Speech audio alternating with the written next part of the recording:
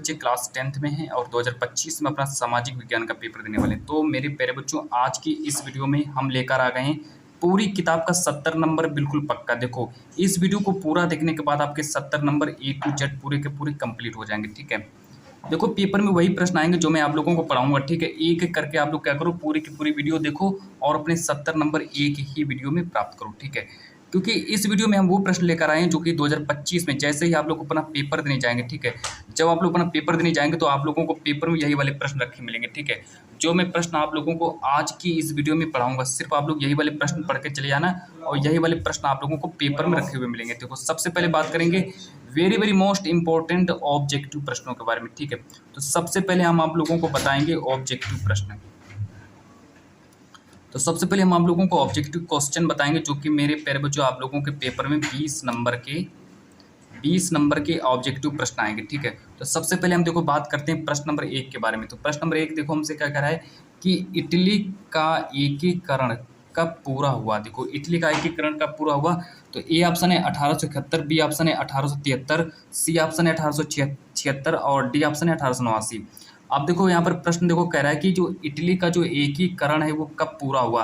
देखो, very very most important है और पेपर में देखो हर साल आता है। देखो, ये वाला प्रश्न हर साल यही वाला प्रश्न आता है। ठीक है, तो मैं आप लोगों को बता दूं कि ये वाला प्रश्न आप लोग जरूर तैयार करो। ठीक है, जितने भी प्रश्नों को मैं पढ़ाता चलूं सभी के सभी प्रश्नों को कॉपी में नोट करते चलो। ठीक है, क्योंकि मेरे प्यारे बच्चों बहुत ही इंपॉर्टेंट प्रश्न है। ठीक है, 2 से 3 बार ये वाला प्रश्न पूछा जा चुका है और इस बार 2025 में जरूर, ठीक है, 101% पूछा जाएगा। ठीक है, अब देखो प्रश्न नंबर 2 के बारे में बात करते हैं कि फ्रांस की क्रांति कब हुई। अब देखो प्रश्न नंबर 2 कह रहा है कि फ्रांस की क्रांति कब हुई। ये भी मेरे प्यारे बच्चों वेरी वेरी इंपॉर्टेंट प्रश्न है। ठीक है, मोस्ट इंपॉर्टेंट प्रश्न है। ए ऑप्शन दिए 1788, बी ऑप्शन दिए 1789, सी ऑप्शन दिए 1790, डी ऑप्शन दिए 1787। अब देखो इसका जो ऑप्शन देखो इसका आंसर क्या हो जाएगा। देखो, इसका आंसर हो जाएगा बी ऑप्शन। ठीक है, इसका बी ऑप्शन आपका पूरा सही हो जाएगा। बी मतलब इसका बी ऑप्शन कौन सा है, 1789। तो इसका 1789 पूरा का पूरा सही हो जाएगा। देखो 1789 देखो यहाँ पर लिखा है 1789, यही वाला बी ऑप्शन पूरा का पूरा सही हो जाएगा। और अब हम बात करते हैं प्रश्न नंबर 3 के बारे में। प्रश्न नंबर 3 के बारे में बात करते हैं कि कौन सा आंदोलन गांधी जी ने नहीं चलाया। देखो, कौन सा आंदोलन गांधी जी ने नहीं चलाया। ए ऑप्शन दिया असहयोग आंदोलन, बी ऑप्शन दिया सविनय अवज्ञा आंदोलन, सी ऑप्शन दिया खिलाफत आंदोलन और डी ऑप्शन दिया भारत छोड़ो आंदोलन। ठीक है, तो आज की इस वीडियो में हम सामाजिक विज्ञान को पूरा का पूरा खत्म करने वाले हैं। जितना भी प्रश्न आप लोगों का 2025 बोर्ड परीक्षा में पूछा जाएगा सभी के सभी प्रश्नों को मैं एक ही वीडियो में लेकर आया हूँ। देखो, कौन सा आंदोलन गांधी जी ने नहीं चलाया, तो इसका राइट आंसर हो जाएगा। तो इसका राइट आंसर हो जाएगा ऑप्शन नंबर जो आपका सी दिया। ठीक है, सी ऑप्शन पूरा का पूरा सही हो जाएगा, आप लोग नोट कर लो। ठीक है, खिलाफत आंदोलन पूरा का पूरा राइट आंसर हो जाएगा। चलो बात करते हैं प्रश्न नंबर 4 के बारे में। देखो प्रश्न नंबर 4 को देखेंगे। प्रश्न नंबर 4 क्या कह रहा है कि आर्थिक महामंदी का प्रारंभ किस वर्ष हुआ। अब देखो प्रश्न नंबर 4 कह रहा है कि आर्थिक महामंदी का जो प्रारंभ जो हुआ वो किस वर्ष हुआ। ए ऑप्शन दिया है 1919, बी ऑप्शन दिया 1929 और सी ऑप्शन दिया 1924 और डी ऑप्शन दिया 1934। ठीक है, अब देखो यहाँ पर देखो प्रश्न नंबर 4 कह रहा है कि आर्थिक महामंदी का प्रारंभ किस वर्ष हुआ।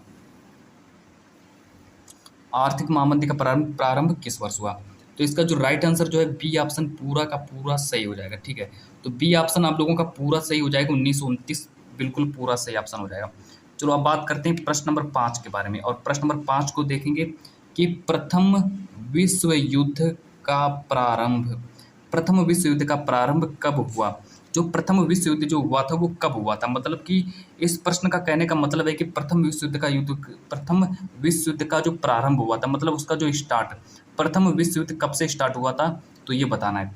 ए ऑप्शन दिया 1914, बी ऑप्शन दिया 1919, सी ऑप्शन दिया 1939 और डी ऑप्शन दिया 1942। तो प्रथम विश्व युद्ध का प्रारंभ कब हुआ, तो यहाँ पर जो प्रश्न में जो पूछा गया है तो इसका राइट आंसर हो जाएगा 1914, मतलब ए ऑप्शन पूरा का पूरा सही हो जाएगा। ठीक है, तो सभी के सभी प्रश्नों को नोट करते चलिए, वेरी वेरी इंपॉर्टेंट प्रश्न मैं आप लोगों को पढ़ा रहा हूँ। आगे देखो बात करते हैं प्रश्न नंबर 6 के बारे में। प्रश्न नंबर 6 पूछा गया है कि आप देखो प्रश्न नंबर 6 क्या कह रहा है कि विश्व व्यापार संगठन जो है, विश्व व्यापार संगठन की स्थापना कहाँ पर हुई थी? देखो ये भी इम्पोर्टेंट प्रश्न है, ठीक है, इम्पोर्टेंट, यह भी इम्पोर्टेंट प्रश्न है कि विश्व व्यापार संगठन की स्थापना कहाँ पर हुई थी?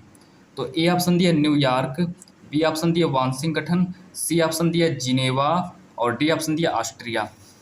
तो प्रश्न कह रहा है कि विश्व व्यापार संगठन की स्थापना कहाँ पर हुई थी? तो इसका जो ऑप्शन नंबर जो सी है, ऑप्शन नंबर जो इसका सी है, मतलब कि इसका जो जिनेवा ऑप्शन दिया, ठीक है, तो जिनेवा पूरा का पूरा सही हो जाएगा। तो आप लोग जिनेवा को नोट करेंगे, तो इसका राइट आंसर हो जाएगा जिनेवा। तो विश्व व्यापार संगठन की स्थापना जिनेवा में हुई थी, है ना, तो इसका यही वाला राइट आंसर हो जाएगा। तो सी ऑप्शन इसका पूरा का पूरा सही हो जाएगा। तो सी ऑप्शन को पूरा सही करेंगे। चलो आगे बात करते हैं प्रश्न नंबर 7 के बारे में। प्रश्न नंबर 7 को देखेंगे। प्रश्न नंबर 7 कह रहा है कि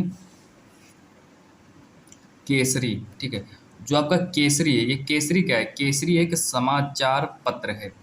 केसरी क्या है? केसरी एक समाचार पत्र है। केसरी समाचार पत्र का प्रकाशन किसने किया था? तो केसरी समाचार पत्र का प्रकाशन किसने किया था? तो ए ऑप्शन दिया बाल गंगाधर तिलक ने किया था, और बी ऑप्शन दिया है,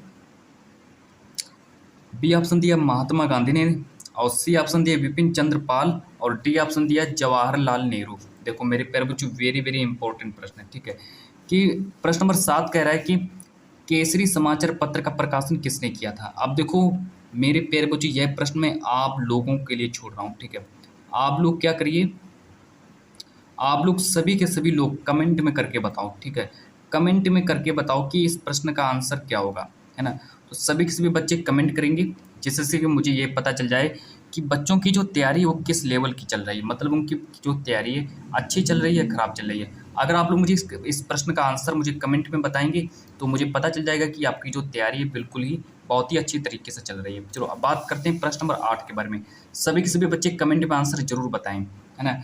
अब देखो कि लेटेराइट मिट्टी का रंग होता है, जो लेटेराइट मिट्टी है, लेटेराइट मिट्टी का रंग कैसा होता है, तो ये बताना है। देखो 4 ऑप्शन पहले देखो क्या है। ए ऑप्शन दिया लाल, और बी ऑप्शन दिया है काला, सी ऑप्शन दिया है पीला, और डी ऑप्शन दिया है भूरा। जो लेटेराइट मिट्टी का जो रंग कैसा होता है, तो लेटेराइट मिट्टी का रंग होता है काला, है ना। तो ब्लैक यानी कि ब्लैक, सॉरी, इसका राइट आंसर हो जाएगा रेड। तो लेटेराइट मिट्टी का रंग कैसा होता है, तो लेटेराइट मिट्टी जो होती है लाल रंग की होती है। इसको सही करेंगे, ये ऑप्शन पूरा सही हो जाएगा। चलो बात करते हैं प्रश्न नंबर 9 के बारे में। और प्रश्न नंबर 9 को देखेंगे। प्रश्न नंबर 9 को देखेंगे कि कपास की खेती के लिए सही मृदा कौन सी होती है, यानी कि कपास की खेती में हम कौन सी खेती कर सकते हैं, जो कपास की खेती के लिए सही मृदा कौन सी है। ए ऑप्शन दिया है लाल मिट्टी, बी ऑप्शन दिया है काली मिट्टी, और सी ऑप्शन दिया लेटेराइट मिट्टी, और डी ऑप्शन दिया जलोढ़ मिट्टी। अब यहाँ पर हमसे पूछा गया है कि कपास की खेती, आप लोगों ने कपास की खेती की होगी, ठीक है, तो आप लोग मुझे कमेंट में करके बताइए कि कपास की खेती के लिए सही मृदा कौन सी हो जाएगी। तो ए ऑप्शन दिया लाल मिट्टी, बी ऑप्शन दिया काली मिट्टी, सी ऑप्शन दिया लेटेराइट मिट्टी, और डी ऑप्शन दिया जलोढ़ मिट्टी। तो इसका जो राइट आंसर आप लोग कॉपी में नोट करेंगे, इसका राइट आंसर आप लोग नोट करेंगे काली मिट्टी। तो कपास की खेती के लिए काली मिट्टी सबसे अच्छी मानी जाती है ना। तो जब भी प्रश्न आपके पेपर में आए तो आप लोग काली मिट्टी को ही सही करेंगे, ठीक है, आप लोग काली मिट्टी को सही करेंगे कि कपास की खेती के लिए कौन सी मृदा सबसे अच्छी मानी जाती है। तो काली मिट्टी जो होती है कपास की खेती के लिए सबसे अच्छी मृदा मानी जाती है। चलो बात करते हैं प्रश्न नंबर 10 के बारे में। और प्रश्न नंबर 10 को देखेंगे कि हरा सोना किसे कहा जाता है। देखो हरा सोना, अब बात करते हैं प्रश्न नंबर 10 के बारे में कि हरा सोना किसे कहा जाता है। यह आप लोगों का प्रश्न नंबर 10 हो जाएगा। देखो प्रश्न नंबर 10 हो जाएगा। तो ए ऑप्शन दिया प्राकृतिक वनस्पति, बी ऑप्शन दिया हरे पेड़, सी ऑप्शन दिया घास के मैदान, और डी ऑप्शन दिया सघन झाड़ी। अब देखो इस प्रश्न को देखो समझो, क्योंकि ये वेरी वेरी मोस्ट इंपॉर्टेंट प्रश्न है और आपके पेपर में जरूर आएगा ये वाला प्रश्न, ठीक है। देखो इसका राइट आंसर हो जाएगा ए ऑप्शन पूरा सही हो जाएगा, प्राकृतिक वनस्पति। ठीक है, जरूर आपको ये वाला प्रश्न पेपर में रखा हुआ मिलेगा, आप लोग स्टूडेंट, ठीक है, इसको आप लोग जरूर तैयार करके जाओ, सभी के सभी प्रश्नों को तैयार करके जाओ, आप लोगों को यही वाले प्रश्न पेपर में देखने को मिलेंगे। चलो अगला प्रश्न देखो, प्रश्न नंबर 11।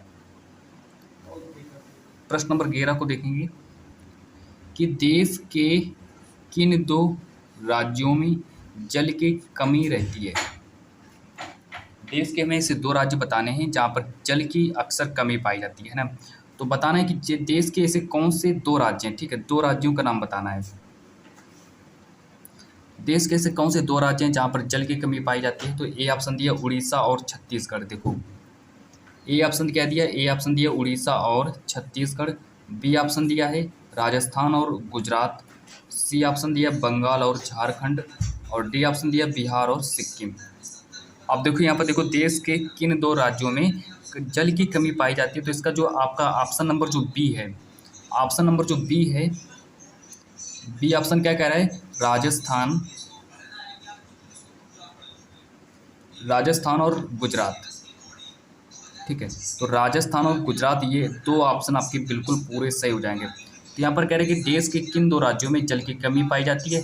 तो आप लोगों का राजस्थान और गुजरात पूरा सही हो जाएगा। अब बात करते हैं प्रश्न नंबर 12 के बारे में। अब देखो प्रश्न नंबर 12 जो है मैं आप लोगों को पढ़ा चुका हूँ, लेकिन इस बार फिर से मैं आप लोगों के सामने प्रश्न नंबर 12 आया, क्योंकि ये वेरी वेरी इंपॉर्टेंट प्रश्न है, इसीलिए देखो मैंने इस प्रश्न को रखा है, क्योंकि बहुत ही इंपॉर्टेंट प्रश्न है और मोस्ट इम्पोर्टेंट प्रश्न है कि काली मिट्टी में कौन सी फसल उगाई जाती है। अब देखो काली मिट्टी में कौन सी फसल हम उगा सकते हैं। तो यहाँ पर बताना है कि जो काली मिट्टी के लिए सबसे अच्छी फसल कौन सी है, काली मिट्टी में कौन सी फसल हम उगा सकते हैं। ए ऑप्शन दिए गेहूँ, बी ऑप्शन दिए कपास, सी ऑप्शन दिए मक्का और डी ऑप्शन दिए बाजरा। अब देखो कब काली मिट्टी में कौन सी फसल उगा सकते हैं। तो अब देखो जब भी प्रश्न आपके पेपर में आए तो आप लोग ऑप्शन नंबर जो बी आपका है, बी ऑप्शन को सही करेंगे, और बी ऑप्शन कह रहा है कपास। कपास पूरा आप लोगों का राइट आंसर हो जाएगा। चलो बात करते हैं प्रश्न नंबर 13 के बारे में। प्रश्न नंबर 13 को देखेंगे कि रबी की फसल है। अब देखो प्रश्न नंबर 13, प्रश्न नंबर 13 करें कि रबी की फसल कौन सी है। देखो रबी की फसल देखो कौन सी है, धान, धान जो है धान आपकी खरीफ ऋतु की फसल होती है। ठीक है, धान जो है खरीफ की फसल होती है। चलिए अब आप लोगों का गलत हो जाएगा। और बी ऑप्शन दिए गेहूँ, सी ऑप्शन दिए काला चना और डी ऑप्शन दिए कपास। तो यहाँ पर रबी की फसल है, तो रबी की फसल हो जाएगी आपकी गेहूँ, पूरा राइट आंसर हो जाएगा। ठीक है, तो गेहूँ आप लोगों का राइट आंसर हो जाएगा, इसको नोट करेंगे। और यह आप लोगों का प्रश्न नंबर 13 था। अब बात करते हैं प्रश्न नंबर 14 के बारे में।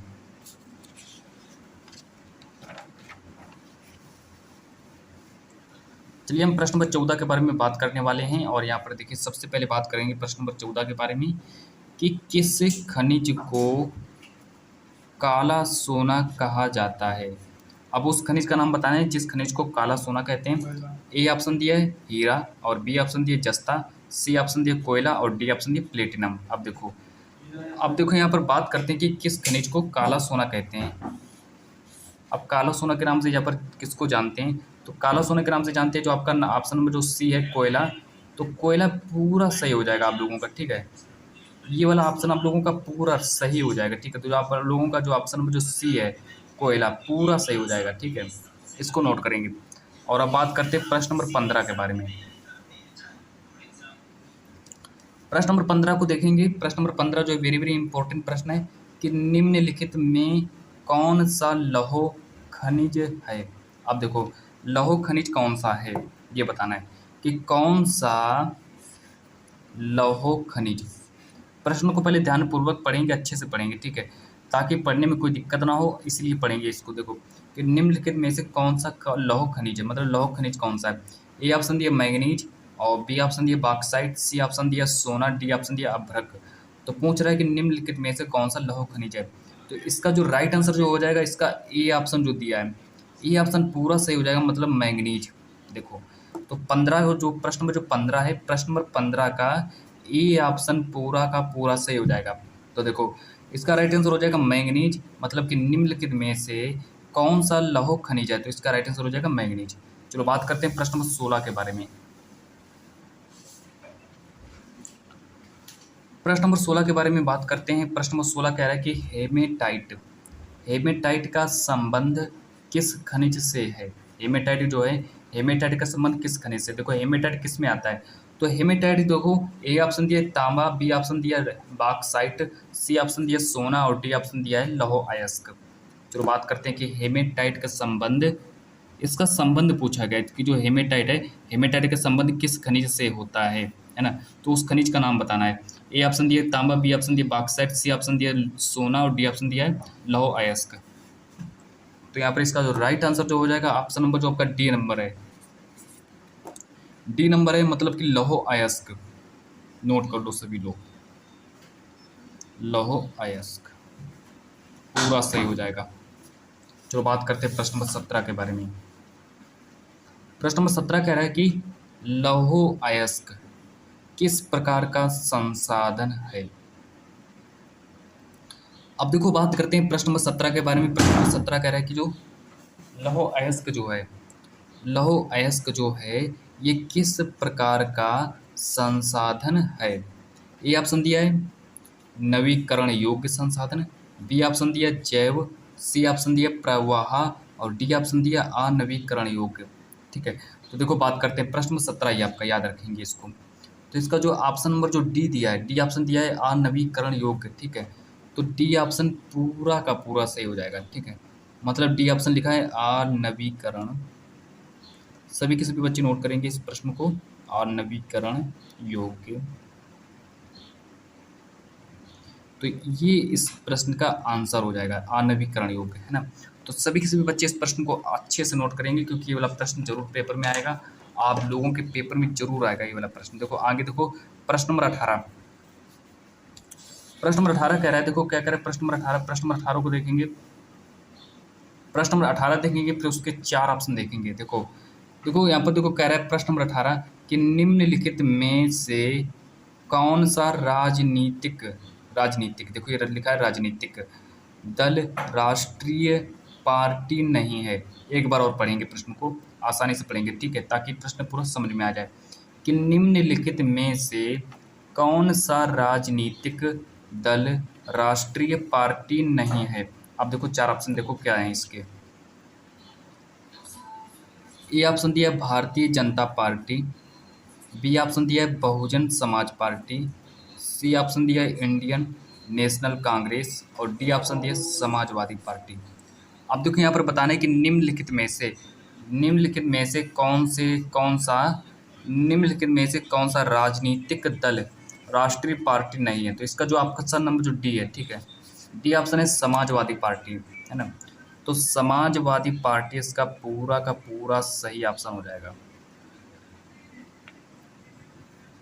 इस प्रश्न को नोट करेंगे, ठीक है, जरूर आएगा पेपर में इस बार ये वाला प्रश्न। आगे देखो प्रश्न नंबर 19, प्रश्न नंबर 19 को देखेंगे। प्रश्न नंबर 19 जो है वेरी वेरी इंपॉर्टेंट प्रश्न है कि विश्व का सबसे बड़ा लोकतांत्रिक देश कौन सा है। तो हमें बताना है कि विश्व का सबसे बड़ा लोकतांत्रिक देश कौन सा है। ए ऑप्शन दिया अमेरिका, बी ऑप्शन दिया भारत, सी ऑप्शन दिया ऑस्ट्रेलिया और डी ऑप्शन दिया स्विट्जरलैंड। ठीक है, तो देखो यहाँ पर पूछा गया कि विश्व का सबसे बड़ा लोकतांत्रिक देश कौन सा। तो लोकतांत्रिक के बारे में बात करें तो लोकतांत्रिक में मेरे प्यारे बच्चों मेरा जो बी ऑप्शन है भारत पूरा सही ऑप्शन हो जाएगा। ठीक है, मतलब कि इंडिया आपका जो, ठीक है, इंडिया जो है पूरा सही हो जाएगा, यानी कि भारत पूरा सही हो जाएगा। चलो बात करते हैं प्रश्न नंबर 20 के बारे में। प्रश्न नंबर 20 को देखेंगे कि निम्न में से किस राज्य की प्रति व्यक्ति आय, ठीक है, किस राज्य की प्रति व्यक्ति आय सर्वाधिक है। अब देखो यहाँ पर कि निम्न में से किस राज्य की प्रति व्यक्ति आय सर्वाधिक है। अब देखो 4 ऑप्शन देखो क्या कह रहे हैं। सबसे पहले देखेंगे 4 ऑप्शन, बहुत ही अच्छे से देखेंगे 4 ऑप्शन। ए ऑप्शन दिया हरियाणा, बी ऑप्शन दिया है बिहार, सी ऑप्शन दिया राजस्थान और डी ऑप्शन दिया मेघालय। तो निम्न में से किस राज्य की प्रति व्यक्ति आय सर्वाधिक है। तो इसका ए ऑप्शन जो है पूरा सही हो जाएगा, मतलब कि हरियाणा को सही करेंगे। तो इसका जो राइट आंसर हो जाएगा हरियाणा पूरा का पूरा सही हो जाएगा। मेरे प्यारे बच्चों मैंने आप लोगों को मैंने 20 नंबर पूरे कंप्लीट करवा दिए हैं। ठीक है, आप लोग क्या करिए यही वाले प्रश्न पढ़ करके चले जाना पेपर देने, आप लोगों के पेपर में यही वाले प्रश्न आपको मिलेंगे पेपर में। ठीक है, यहाँ से मेरे पेपर जो आप लोगों का एक भी प्रश्न बाहर नहीं जाएगा, सब कुछ आप लोगों के पेपर में यही वाले प्रश्न आपको पेपर में रखे हुए मिलेंगे। देखो अब देखो हम बात करते, अब देखो आगे बात करेंगे अब देखो आगे बात करते हैं। अब हम बात करेंगे आपके पेपर में वर्णनात्मक प्रश्न, यानी कि ठीक है वर्णनात्मक प्रश्न। अब हम बात करेंगे वर्णनात्मक प्रश्न जो कि पेपर में 4 नंबर के पूछे जाते हैं। तो मैं बताऊंगा कि आप लोगों को कौन-कौन से ऐसे प्रश्न याद तैयार करके जाने जो कि पेपर में 4 नंबर के आएँगे। तो आप लोगों के पेपर में अब देखो कुछ लघु उत्तरीय प्रश्न जिनको हम कहते हैं, जो कि पेपर में 4-4 नंबर के आते हैं। तो सबसे पहले हम बात करेंगे प्रश्न नंबर 1 के बारे में, ठीक है? वर्णनात्मक प्रश्न 1 होगा और देखो सबसे पहले आप लोग क्या करिए, इसका आंसर लिखना स्टार्ट करिए। कॉपी में लेकर बैठिए, ज़रूर 100% यही वाला प्रश्न आएगा पेपर में, ठीक है? यही वाला प्रश्न आएगा, आप लोगों को यही वाला प्रश्न देखने को मिलेगा पेपर में और इससे बाहर एक भी प्रश्न आपका नहीं जाने वाला है। देखो सब कुछ यही आएगा जो मैं आप लोगों को आज की इस वीडियो में पढ़ाऊंगा, ठीक है? ओनली यही आप लोग पढ़कर चले जाना पेपर देने। देखो सबसे पहले बात करेंगे प्रश्न नंबर 1 के बारे में। प्रश्न नंबर 1 कह रहा है कि ऑटो वन बिस्मार्क कौन था?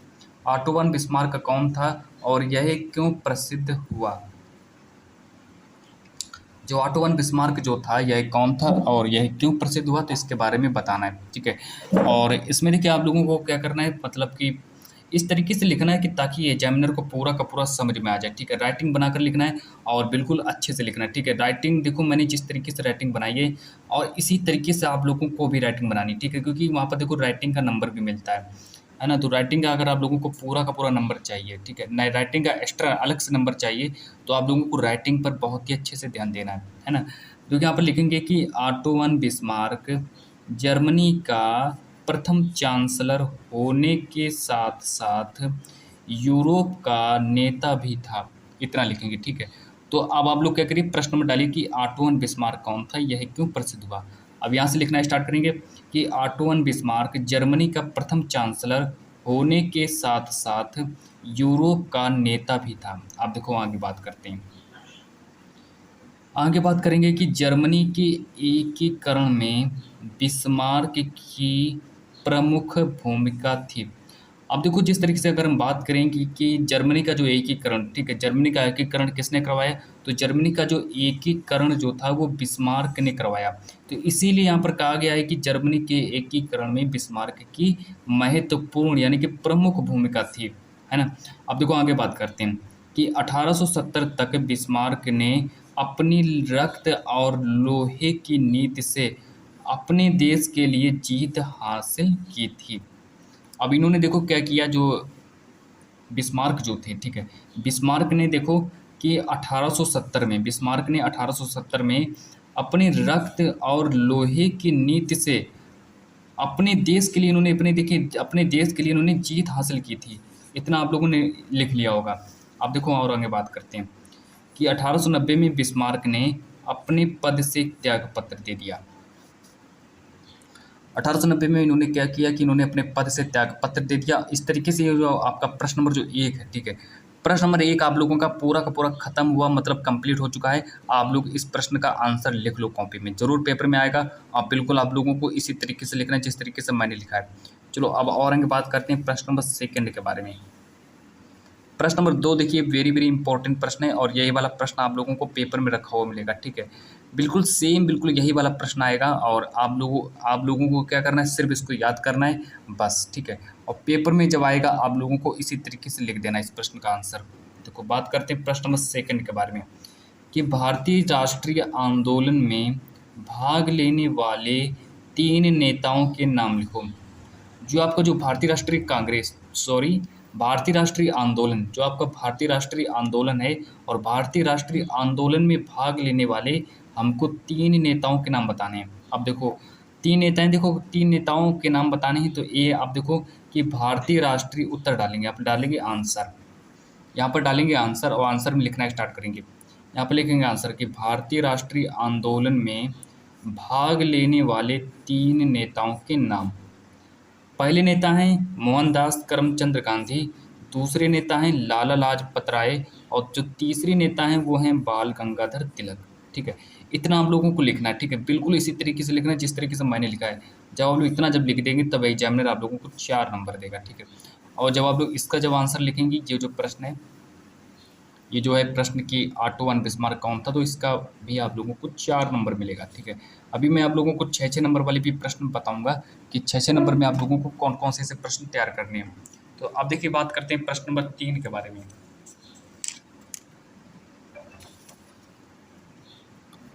प्रश्न नंबर 3 को देखेंगे। प्रश्न नंबर 3 क्या कह रहा है कि कारण ला, जो कारण ला है, कारण ला के निरस्त होने के बाद, कारण ला के निरस्त होने के बाद ब्रिटेन की खाद्य समस्या का हल किस प्रकार हुआ। ठीक है, इसको हमें स्पष्ट करना है। अब यहाँ पर देखो कह रहा है कि इसको स्पष्ट करो कि कारण ला के निरस्त होने के बाद ब्रिटेन की खाद्य समस्या का हल किस प्रकार हुआ। इसको हमें स्पष्ट करना है, अपनी भाषा में स्पष्ट करना है। देखो अब देखो, अब और की बात करेंगे, आगे बढ़ेंगे और यहाँ पर लिखना स्टार्ट करेंगे आंसर। यहाँ पर लिखेंगे आंसर। अब देखो आंसर में देखो क्या लिखेंगे,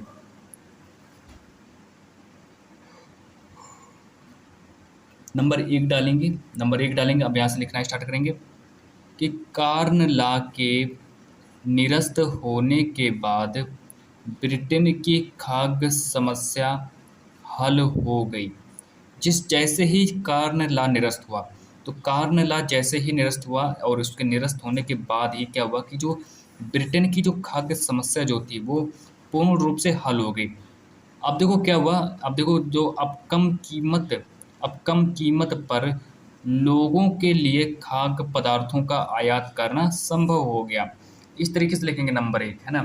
और यहाँ पर हमसे पूछा गया कि प्रश्न देखो क्या कह रहा है कि कारण ला के निरस्त होने के बाद ब्रिटेन की खाद्य समस्या हल किस प्रकार हुआ। तो नंबर 1 हम आप लोगों को समझा चुके हैं, इसको नोट कर लो आप लोग। सबसे पहले इसको नोट करेंगे और फिर इसके बाद नोट करेंगे नंबर 2 को और नंबर 3 को। नंबर 2 देखो क्या कह रहा है कि आयातित खाद्य पदार्थों की कीमत ब्रिटेन में उत्पादित खाद्य पदार्थों से भी कम थी। इस तरीके से लिखेंगे कि आयातित खाद्य पदार्थों की कीमत ब्रिटेन में उत्पादित खाद्य पदार्थों से भी कम थी। अब देखो बात करेंगे प्रश्न, अब देखो इसका नंबर 3 के बारे में बात करेंगे कि खाद्य पदार्थों की कीमत में गिरावट आने से ब्रिटेन में उपयोग का स्तर बढ़ गया। चलिए ठीक है, ये आप लोगों का प्रश्न नंबर ये 3 आपका खत्म हुआ। अब बात करते हैं प्रश्न नंबर 4 के बारे में।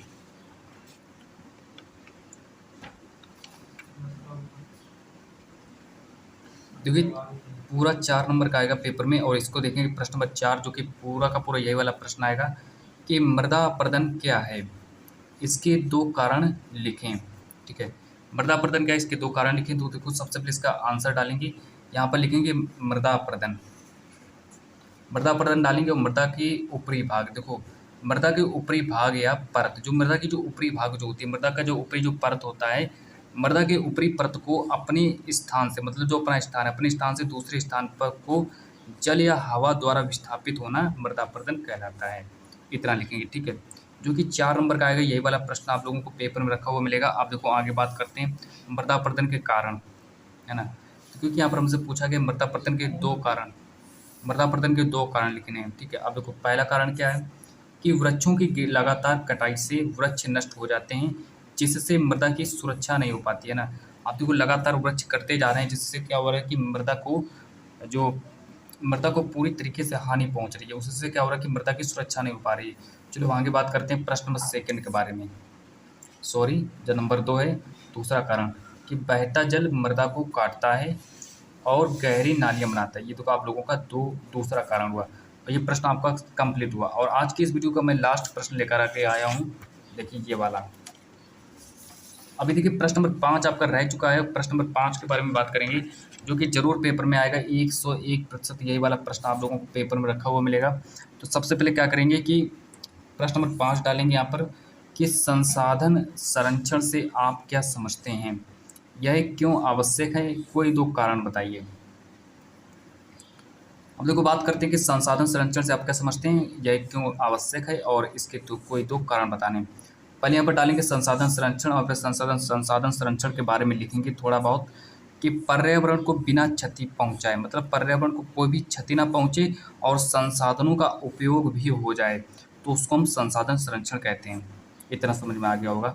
चलो आगे बात करते हैं कि संसाधन संरक्षण इसलिए आवश्यक है क्योंकि, अब देखो संसाधन संरक्षण क्यों आवश्यक है, अब इसको लिखना स्टार्ट करेंगे। नंबर 1 डालेंगे कि संसाधनों के उपयोग के कारण कई सामाजिक, आर्थिक और पर्यावरणीय समस्याएं पैदा हो सकती हैं। इतना लिखेंगे। फिर आगे लिखेंगे इन संसाधनों के बचाव के लिए संसाधनों का संरक्षण आवश्यक है। देखो इतना लिख लिया आप लोगों ने। ठीक है, कि संसाधनों के उपयोग के कारण कई सामाजिक, आर्थिक और पर्यावरणीय समस्याएं पैदा हो सकती हैं, है ना? तो इन संसाधनों के बचाव के लिए संसाधनों का संरक्षण आवश्यक है। चलो आगे बात करते हैं दो जो इसका जो दूसरा कारण है। इसका देखो जो दूसरा कारण है कि पृथ्वी पर संसाधन सीमित है। पृथ्वी पर जो संसाधन जो कैसा है, तो पृथ्वी पर संसाधन सीमित है, परंतु तीव्र दर से बढ़ती जनसंख्या, औद्योगिकीकरण एवं तकनीकी विकास के लिए संसाधनों की मांग लगातार बढ़ती जा रही है। चलो ये आप लोगों का देखो जो वर्णनात्मक प्रश्न जो एक है, ठीक है, वर्णनात्मक प्रश्न जो एक है, जितने भी 4 नंबर के सभी किसी भी प्रश्न पूछे जाएंगे वो मैंने आप लोगों को इस वीडियो में बता दिया। अब मैं आप लोगों को बताऊंगा जितने भी 6 नंबर के प्रश्न हैं, ठीक है, 6 नंबर के प्रश्न देखेंगे। सबसे पहले बात करेंगे प्रश्न नंबर 1 के बारे में और इसको देखेंगे जो कि पेपर में इस बार जरूर आएगा, ठीक है। 6 नंबर आप लोगों को दे करके जाएगा ये वाला प्रश्न, बिल्कुल A to Z, ठीक है, से 6 नंबर का पूरा ये वाला प्रश्न आएगा, ठीक है। प्रश्न नंबर 1 डालेंगे, आप लिखेंगे कि मृदा अपरदन से क्या अभिप्राय है और मृदा अपरदन के लिए उत्तरदायी कारणों का वर्णन करो। आप देखो इसको लिखना स्टार्ट करेंगे। इसका आंसर देखो कैसे लिखेंगे, यहाँ पर डालेंगे आंसर की जल, वायु, नदी द्वारा भूमि की ऊपरी परत का तेजी से कटाव होना मृदा अपरदन कहलाता है, ठीक है। जिस तरीके से मान लीजिए कोई भूमि है और भूमि की ऊपरी परत का, ठीक है, जल या फिर वायु आदि के द्वारा मृदा की ऊपरी परत का कट जाना या फिर कटाव होना, उसी को हम मृदा अपरदन कहते हैं, जो कि पेपर में पूरा का पूरा 6 नंबर का आएगा। चलो आगे बात करते हैं मृदा अपरदन के लिए उत्तरदायी कारण। मृदा अपरदन के लिए उत्तरदायी कारणों के बारे में बात करेंगे। तो पहला कारण है खनन कार्य, ठीक है, पहला कारण लिखेंगे खनन कार्य। और इस तरीके से जिस तरीके से मैंने हेडिंग डाल रहा हूँ आप लोगों को इसी तरीके से हेडिंग डालनी है। देखो सबसे पहले लिखेंगे खनिज पदार्थ निकलने के लिए खनन कार्य से भी मृदा अपरदन होता है। जिस तरीके से मान लीजिए हम खनिज पदार्थ निकालते हैं तो उससे भी मृदा अपरदन होता है ना। तो ये एक कारण हो गया। अब जो सेकंड जो कारण है मृदा अपरदन का, जो दूसरा कारण है, दूसरा कारण है भवन निर्माण। जब आप लोग किसी मकान या भवन को बनाते हैं तो वहाँ से भी मृदा अपरदन होता है। देखो कैसे होता है कि मनुष्य भवन निर्माण कार्य के लिए रोड़ी, बजरी, संगमरमर आदि प्राप्त करने के लिए क्या करता है। देखो मनुष्य देखो क्या करता है, मनुष्य भवन निर्माण के लिए रोड़ी, बजरी, संगमरमर आदि प्राप्त करने के लिए छोटी बड़ी पहाड़ियों को गहरे गड्ढों में परिवर्तित कर देते हैं। जितनी भी छोटी बड़ी जो पहाड़ियाँ उनको मतलब कि उसमें गड्ढों में परिवर्तित कर देते हैं। इससे क्या होता है, इससे मृदा अपरदन होता है। चलिए बात करते हैं अब मैं यहाँ पर तीसरा जो कारण है, ठीक है,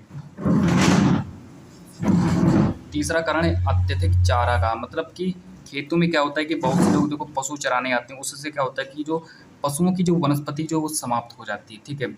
अत्यधिक चारागाह मतलब कि यहाँ पर देखो पशुओं द्वारा अत्यधिक चराई से भूमि पर वनस्पति समाप्त हो जाती है। अब देखो वनस्पति समाप्त हो जाती है, देखो इससे मृदा पर जल और वायु का प्रभाव तेजी से होता है। अब देखो ठीक है, यहाँ पर आप लोगों को कितना समझ में, यह आप लोगों का तीसरा कारण था। चलो बात करते हैं जो आपका चौथा कारण है। चौथा कारण देखो वनों के कटाव के कारण, ठीक है, 6 नंबर का पूरा प्रश्न आएगा। जितना मैं आप आज की इस वीडियो में पढ़ा दूँ बस उतना ही पढ़ लो कि वृक्षों की जड़ें मृदा की रक्षा करती हैं। यहाँ पर बताने कि वनों के कटाव के कारण, देखो वनों के कटाव के कारण अगर वनों को अगर काटा जाए तो क्या होगा। देखो अगर वनों को काटा जाए, वृक्षों की जड़ें जो होती हैं वो क्या करती हैं, मृदा की रक्षा करती हैं। वनों के कटाव से मृदा अपरदन तेजी से होता है। अगर वनों क्या होगा, अगर वनों को अगर काटा जाए तो उससे क्या होता है कि जो मृदा अपरदन जो होता है तेजी से होने लगता है, ठीक है। अब देखो बात करते हैं जो इसका पांचवा कारण है कि कृषि के बेकार तरीकों का उपयोग करके, है ना। अब देखो इसका आंसर लिखेंगे कि कृषि के गलत तरीकों से भी मृदा अपरदन होता है। गलत ढंग से हल चलाने, जैसे ढाल पर ऊपर से नीचे की ओर हल चलाने से क्या होता है कि जो वाहिकाएं जो होती हैं वाहिकाएं बन जाती हैं, जिसके अंदर से बहता पानी मृदा को रोकता है। देखो आज की इस वीडियो में मैंने आप लोगों को पूरा का पूरा मतलब यानी कि 70 नंबर बताया, ठीक है। बस आप लोग इतना ही तैयार करो, बस इसके अलावा आप लोग कुछ भी मत तैयार करो। और आज की इस वीडियो को मैं इतना ही रखता हूँ।